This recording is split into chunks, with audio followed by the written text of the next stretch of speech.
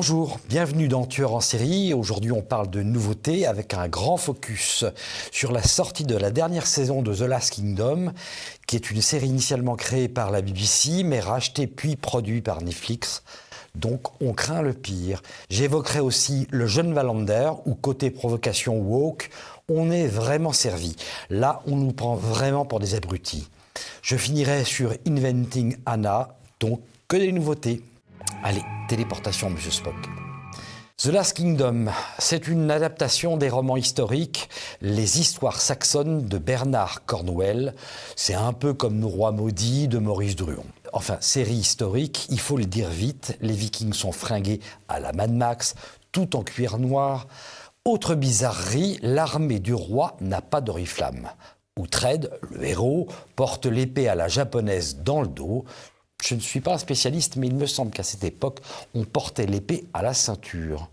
Et puis, il n'y a pas de garde à la porte de la chambre du roi, ni même dans le palais, on circule librement. On voit aussi le roi se faire publiquement humilier par une sorcière sans conséquence pour elle. La reine peut sortir incognito de la citadelle alors qu'elle est mourante. Bon, ils n'ont pas de téléphone portable, mais enfin, il y a quand même des bizarreries et des choses incongrues. Tenez par exemple, on voit un prêtre africain. Oh! Messire! Un sarrasin! Messire! Un prêtre sarrasin, et pas n'importe lequel, puisque c'est celui qui est attaché au service particulier du roi. Historiquement, un prêtre sarrasin, ce n'est pas impossible. L'église copte égyptienne ainsi que l'église éthiopienne orthodoxe font partie des plus anciennes églises du monde, 4e siècle. Elles sont même antérieures aux invasions vikings. Mais les chances qu'un prêtre africain soit présent en Angleterre à cette époque sont vraiment très minces. Et surtout qu'il soit prêtre du roi, là j'en doute vraiment. C'est bien évidemment une concession aux partisans du monde multiculturel. Martial Bill m'a fait remarquer qu'il y avait un soldat asiatique dans la série. Je l'ai retrouvé. Là, on se dit que c'est Uber qui a dû faire le casting après Uber Eats, voici Uber Movie. Dans toutes les séries épiques, il y a un truc très agaçant pour un musicien comme moi, c'est le recours systématique à la world music.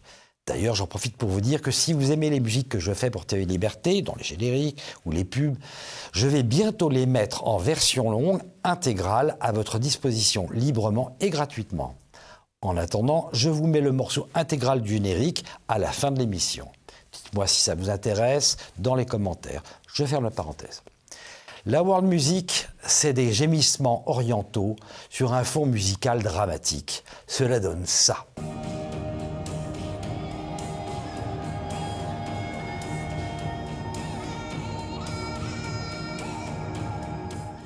L'objectif est de mélanger des voix orientales avec des instruments européens pour nous inoculer du multiculturalisme.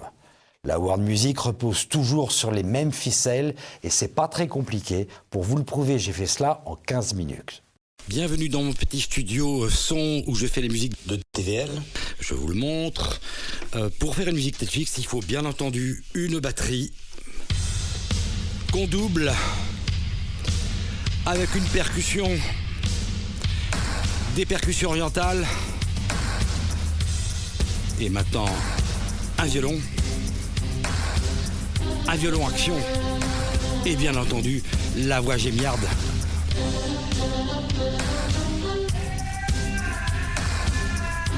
Et voilà, c'est pas plus compliqué que ça. On a une musique du monde avec de l'Orient et de l'Occident.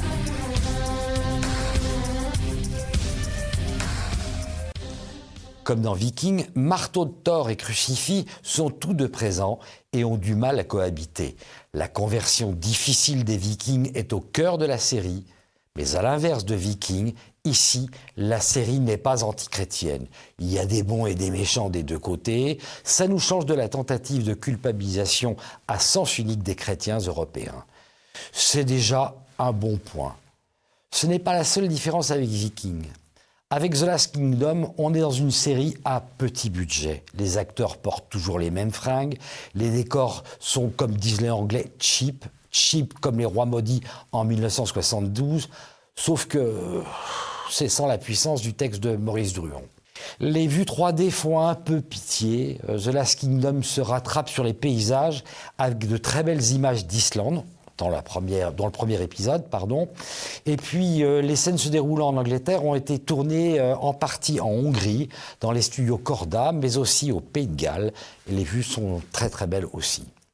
Les acteurs font un peu moins mannequins bodybuildés et apprêtés comme dans Viking. Ils sont parfois même un peu pouilleux, donc ça sonne un peu vrai. On a quand même droit de bonnes bastonnades avec des giclées de sang à la Tarantino. C'est une série tout de même assez enracinée. On y retrouve un clin d'œil à l'amour impossible de Tristan et Iseult. Le trait commun entre Viking et The Last Kingdom est la capacité des anglo-saxons à nous vendre leur histoire, à nous faire croire qu'ils sont au centre du monde. Franchement, je suis un peu jaloux de cela. Je regrette qu'on évoque la France uniquement pour la ridiculiser ou la dénigrer. Les Anglais assument leur histoire. Par exemple, on nous montre comment le roi Édouard est devenu un grand roi, et ce, en faisant assassiner le Conseil des sages de la Mercie pour l'annexer. D'ailleurs, les séries pseudo-historiques nous prouvent que l'histoire est mue par le sang et par la guerre, que l'unité d'un pays se construit souvent dans la violence. C'est comme si la violence du passé ne comptait pas, à la différence des conflits contemporains, comme l'Ukraine par exemple. Or, il y a plus de différence entre un Viking et un Saxon qu'entre un Ukrainien et un Russe qui parlent des langues très proches et ont les mêmes ascendants. The Last Kingdom a des défauts, on passe néanmoins un pas mauvais moment, des moments centrés sur l'histoire européenne, c'est déjà pas mal. Enfin, si tant est que l'Angleterre fasse partie de l'Europe, c'est pas si sûr. Le jeune Wallander. Avec cette série suédoise, on est tout en haut de l'échelle de l'ignominie et du bourrage de crâne. Voici le résumé d'Allociné. Fraîchement sorti de l'école de police, Kurt Wallander est témoin d'un crime brutal. Sous la houlette du commissaire Hemberg, il va mener l'enquête. Alors quand on a dit ça, on n'a rien dit. Voici mon résumé. Un jeune flic blanc, vivant dans une cité qui est une réserve à racailles, est témoin d'un meurtre d'un blanc dont les circonstances portent à croire que les meurtriers ne sont pas des Suédois de souche. Le flic moraliste sait d'instinct qu'il ne faut pas se fier aux apparences. Il découvre que ce meurtre sert les intérêts de la Ligue de protection du Nord qui organise des manifs anti-immigration. Ça ne vous rappelle pas quelque chose ? Là, on coche toutes les cases. Les dealers sont sympas, en fait leur petit trafic, c'est pas grand-chose à côté de la menace de l'extrême droite. La série est parsemée de petites phrases comme « C'est fou comme dans un pays comme le nôtre, on est obligé de compter sur un milliardaire pour aider les migrants ». Ou quand, lorsque le chef de la Ligue de protection du Nord est en garde à vue, le commissaire dit au jeune flic « Si vous voulez casser la gueule à ce nazi, je dirais que je n'ai rien vu ». Toujours dans le même épisode, on trouve une pleurnicherie sur le calvaire des migrants. Finalement, la série se termine sur un véritable fantasme de l'extrême gauche, à savoir la collusion entre le grand capital et l'extrême droite. Si c'était vrai, ça se saurait. Dans le cas du RN, aucune banque publique n'a accepté d'avancer les frais de campagne. Alors, dans la série, 2 frères milliardaires sont en concurrence avec l'héritage du multinational. Le gentil Gustave, qui a une fondation pour aider les migrants, et le méchant Karl Axel, qui s'est servi des nazis pour discréditer l'action de son frère. Dans sa jeunesse, il a torturé un enfant dans un pensionnat pour des raisons touchantes à son physique. Déjà petit, le sympathisant d'extrême droite était méchant.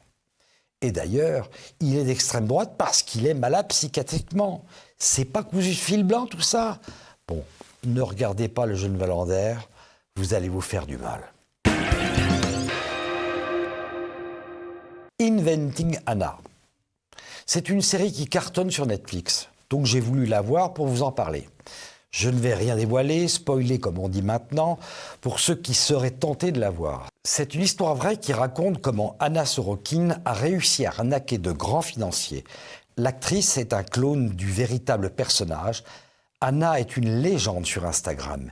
Elle fait penser au Français Christophe Rocancourt, qui, né d'une mère prostituée et d'un père alcoolique, réussit à s'introduire dans la jet-set et escroquer Mickey Rourke, Michel Polnareff et bien d'autres encore. Comme Anna, il s'invente un personnage convaincant. Anna est très douée et réussit à tromper des avocats d'affaires, des financiers et des milliardaires.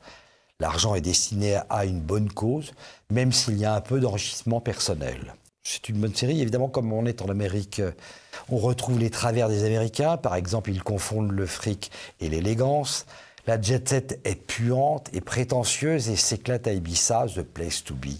Inventing Anna est noté 3 sur 5 sur Allociné. C'est pas mal, c'est une mini-série en 9 épisodes, donc ça nous embarque pas très loin. C'est fini, retrouvez la version longue de la musique du générique après l'émission. N'oubliez pas de mettre un pouce j'aime pour le référencement.